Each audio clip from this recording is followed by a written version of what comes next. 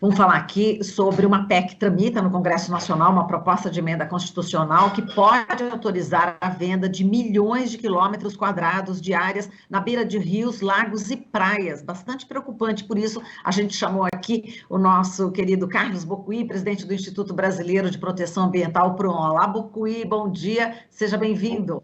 Olá, Marilu, como vai? Bom dia. Bom dia, tudo certo? Bocuí, vamos lá, falar sobre essa PEC, né? Ela foi desengavetada, né, pelo presidente da Câmara dos Deputados, Arthur Lira. Houve já aprovação dessa PEC 39/11 na Câmara e agora tramita no Senado e está nas mãos aí do relator Flávio Bolsonaro, né? O projeto acaba com os chamados terrenos de marinha, que se estendem pelos quase 7.500 quilômetros de costa brasileira, além do contorno das ilhas e das margens de rios, lagoas, e que sofrem aí a influência das marés, né, Bocuí? Essa PEC prevê também a transferência da titularidade desses terrenos para estados, municípios ou para proprietários privados, né, em até 2 anos após a sua promulgação. Portanto, tem vários pontos aí que você vai poder explorar, né, Bocuí? Qual que é o impacto dessa PEC para o meio ambiente e também para os povos tradicionais, enfim, para pescadores e toda a comunidade? Então, Marilu, talvez um bom jargão para essa medida seria barrados na praia, né? Porque a partir do momento que você tira do bem público um elemento tão importante como as praias brasileiras, elas passariam às mãos da iniciativa privada. Então, essa ampla, uso das praias pelo povo brasileiro, em muitos locais, ele seria cerceado, porque esses locais seriam de propriedade particular. Isso é um absurdo, porque você tem ali um elemento estratégico, que não só é estratégico para a produção de pescado, para comunidades tradicionais, é estratégico do ponto de vista de proteção de formas de vida, como áreas de apicuns, áreas de restinga, mas também é estratégico do ponto de vista do ponto nevrálgico do encontro do oceano e os continentes, hoje completamente alvo das mudanças climáticas, não é? Então, se antes essas áreas eram estratégicas para a Marinha brasileira, porque representavam um elemento de segurança nacional, e a vulnerabilidade do Brasil colonial era pelas praias, né, na época do Império, e por isso você tem essa legislação, hoje a importância dessa legislação ela é revestida diante do fato das mudanças climáticas. Quer dizer, você tem uma mudança do objeto, mas estrategicamente ela continua extremamente relevante para o Brasil, né? E o que acontece claramente é que sobre essas áreas pairam os olhos da especulação imobiliária, né? Sempre, quando você tem um movimento de governo, um movimento inusitado, incompreensível do Congresso Nacional em direção a algum departamento ambiental, é porque tem um jogo de interesses muito pesado por trás. Nesse caso, são os resorts, são os cassinos, não é? É toda a sorte de empreendimento que quer utilizar as áreas que hoje estão da União para uso particular.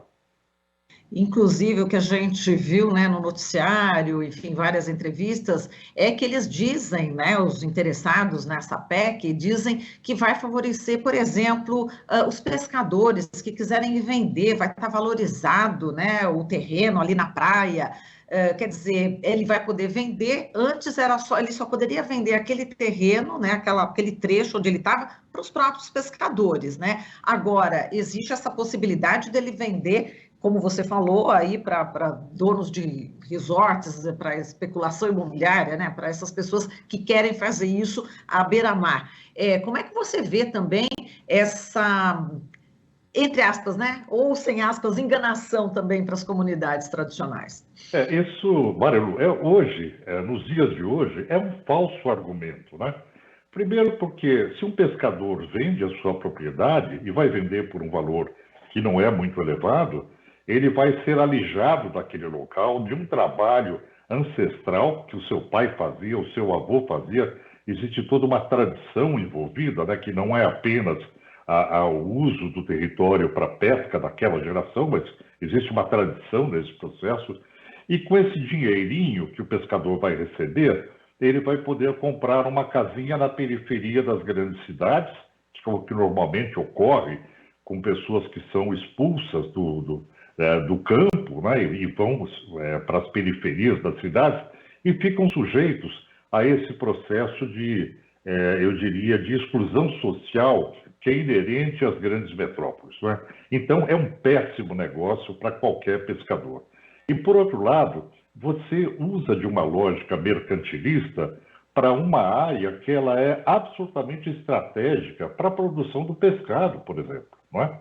E para a proteção da própria sociedade, na medida que essas áreas são importantes para a prevenção das mudanças climáticas. Elas sim deveriam ser o objeto de proteção como elemento de adaptação para as mudanças climáticas. Então, todo o benefício que possa se colocar do ponto de vista econômico nesse processo é um falso argumento, em função da própria realidade ambiental que está hoje se desenhando, né? E vamos mergulhar agora, né? Já estamos falando de praia, né? Estamos falando também de rio, mergulhar nesse sentido dos fatores, né? Que são muito importantes para as mudanças climáticas. Eu gostaria que você entrasse um pouco mais nesse detalhe, né? O quão é importante essas áreas. Marilu, as áreas costeiras, elas são a área de embate entre o oceano e o continente, não é? Quando nós falamos de mudanças climáticas e de aceleração do aumento do nível do mar, não é que o oceano vai subir rapidamente 2 metros e vai tomar áreas do continente, mas o comportamento das marés será diferente, né? Então você vai ter marés muito agressivas e retirada de elementos de proteção que normalmente se tem nessas regiões pelos próprios pescadores, que conhecem o mar, sabem desse comportamento e sabem prever essas alterações, mesmo sendo acima do que se esperava na série histórica, não é? Agora, quando você tem essas áreas constituídas como áreas urbanizadas, aí sim você vai ter um problema onde populações que ali serão instaladas para moradia permanente, elas terão um risco de inundação em função das marés. Então, manter essas áreas sob proteção ambiental, como áreas onde você possa ter uma observação, que elas sejam áreas da União, facilita muito a gestão das mudanças climáticas, não é? Porque senão você entra num grande processo de acomodação de conflitos e de embates em função do uso inadequado, inapropriado dessas áreas. Então, ao mesmo tempo que você tem um uso especulativo, você lança sobre essas áreas populações em situação de moradia, não é? E isso hoje é absolutamente condenável em função do cenário que se avizinha.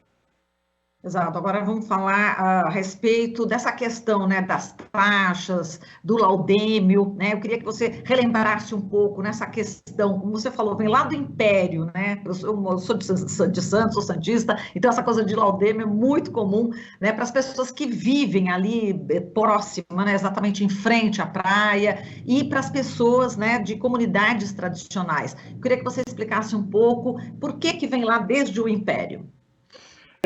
Como se trata de uma terra da União, que é uma terra que era o alcance de um tiro de canhão, né? Por isso foi feita essa delimitação na época do Império.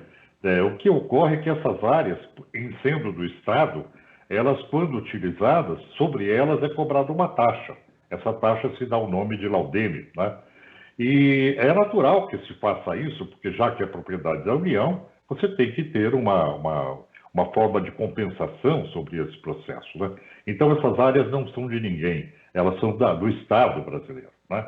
E essa realidade, que era no Império, que foi colocada como uma questão estratégica de proteção do litoral brasileiro, das margens de grandes lagos e rios, hoje ela tem uma outra conotação, que não é essa de segurança nacional, mas tem uma conotação de proteção ambiental, porque é justamente nessas áreas que você tem manguezais, que são áreas de reprodução de espécies de peixes que se reproduzem no continente, depois alimentam o oceano com os cardumes que nós temos para pesca comercial, são essas áreas que têm vegetações únicas, porque elas têm uma característica biológica específica, como a apicuns, por exemplo. Você tem a restinga na mesma condição, onde é necessária a proteção das dunas. Então, todos esses elementos que vieram a posteriori, depois da aplicação militar, do conceito militar, descobriu-se a função ecológica dessas regiões. E hoje, além da questão ecológica, você tem uma questão de prevenção contra a grave aceleração das mudanças climáticas, a intrusão mais forte das marés e o aumento do nível dos oceanos, né? Então, eu diria que hoje a situação é muito mais estratégica do que sempre se pensou, né? Porque você tem um avanço do conhecimento científico que confere a essas áreas essa necessidade de proteção. Exato. Agora vamos traduzir aqui bem popularmente, né? Você falou em apicuns, né? Então eu queria que você explicasse aqui para a gente, né? E também a importância, né? O que são apicuns, os manguezais também, a importância deles, né? Enfim, para manter, né, a biodiversidade. Fala para a gente um pouco aí, Bocuí, sobre a importância. Olha, eu gostaria de começar, Marilu, pelas áreas de manguezais, né? Todo mundo conhece aquelas áreas de manguezais onde tem vegetação sobre as bordas do continente, ligando com o oceano, onde essa vegetação se mantém em áreas onde a maré sobe, a maré desce. Então você tem aquela imensa floresta marinha, né, dentro da água. Aquelas áreas são áreas muito ricas em nutrientes.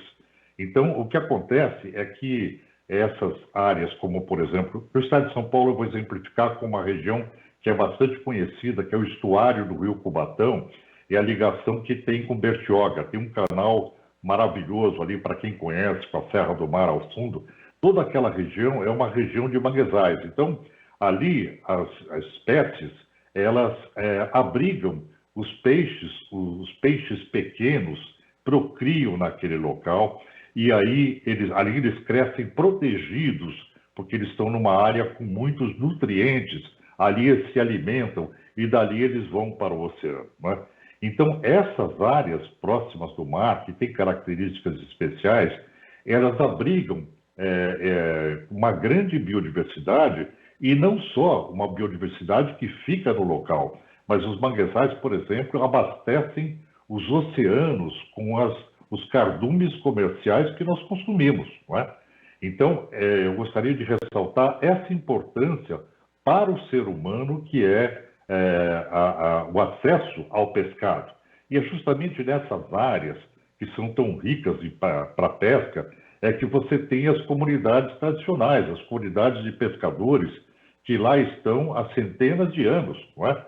Os jangadeiros, os pescadores. Então, uma norma como essa, a alteração de uma norma como essa, ela não só desguarnece essas áreas como que são os berçários dos oceanos, a questão dos peixes, mas desguarnece toda aquela comunidade tradicional que ali se instalou há tanto tempo.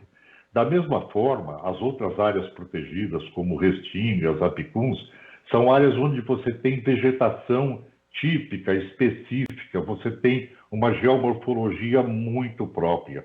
E essas áreas, elas servem, principalmente as restingas, servem de anteparo entre o oceano e o continente. É uma zona de amortecimento para as marés. Infelizmente, nós tivemos a tentativa de retirar a proteção da Resolução 303 do CONAMA, há pouco tempo atrás, por parte de uma ação do CONAMA, comandada por então ministro Ricardo Salles. Felizmente, nós conseguimos, na Justiça, reverter o processo de perda dessas áreas. E objeto de desejo dessas áreas era do setor imobiliário, né, que queria construir ali, nessas áreas estratégicas para a proteção continental, resorts, né, empreendimentos imobiliários. Então, todas essas características que dão, eu diria, onde há vida no litoral, onde há espécies que têm uma função ecológica relevante, elas são objeto agora desse avanço especulativo, né? O que é inaceitável, porque a cada vez mais essas áreas se revestem de maior importância, né? É dever da governança ambiental do Brasil, de acordo com a Política Nacional do Meio Ambiente, mapear os ecossistemas essenciais e protegê-los. Isso está na lei da Política Nacional do Meio Ambiente, né? Então, essa proteção que é conferida constitucionalmente a esses territórios, ela deve ser perseguida, deve ser dimensionada e deve ser mantida. E a necessidade de proteção é muito maior que qualquer processo especulativo para especulação imobiliária e para a construção de cassino, né? Pelo amor de Deus, nos dias de hoje, você pensar que pode utilizar essas áreas para um uso tão, eu diria, pequeno, diante da magnitude ambiental que isso representa, chega a ser ridículo, porque é um apequenamento da função ambiental dessas regiões. E um apequenamento também da função política, né? A gente está vendo aí que essa PEC está nas mãos do relator Flávio Bolsonaro e o que esperar, falando em relação a essa preocupação que você tem, né, Bocuí? Já foi aprovado na Câmara e qual que é a sua expectativa em relação ao Senado, sim, para a gente terminar aqui a nossa conversa? Olha, Magalu, eu gostaria de dizer o seguinte, isso denota duas coisas, o despreparo do nosso legislativo, no sentido de compreender as funções ecológicas vitais dos ecossistemas brasileiros, né? O que nós temos hoje no Brasil é esse apequenamento, não só da questão da Amazônia, mas no litoral brasileiro, no Cerrado, onde você tem um legislativo que não tem a capacidade de compreensão das funções vitais representadas pelos ecossistemas. E, além disso, demonstra que você tem um legislativo que é permeado pelos interesses econômicos, ou seja, grande parte desse setor não legisla em defesa da causa pública, mas sim em defesa das questões privadas, né? Então, nesse processo se percebe que o legislativo abandona a ciência, não tem ouvidos para a ciência, não se informa. Então, esse tipo de legislativo não interessa ao Brasil, né? Nós temos que pensar uma forma de renovação onde você tenha homens públicos que, de fato, defendam a coisa pública, de acordo com o melhor conhecimento científico. Então, essa falta de governança ambiental normativa no Brasil se deve a esse despreparo. E isso é uma questão que deve ser necessariamente transformada a bem do Brasil.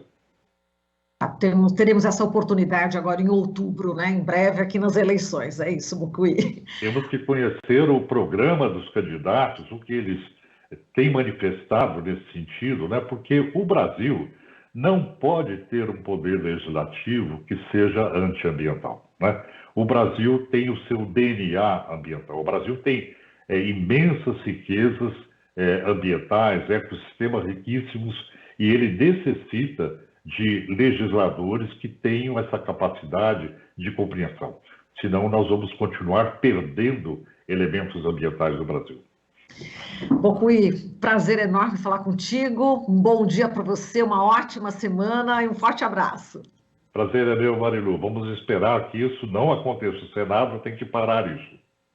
Vamos torcer para isso, Bocuí. Bom, falamos aqui com o Carlos Bocuí, presidente do Instituto Brasileiro de Proteção Ambiental, PROAM. Aqui você ouve as notícias que os outros não dão.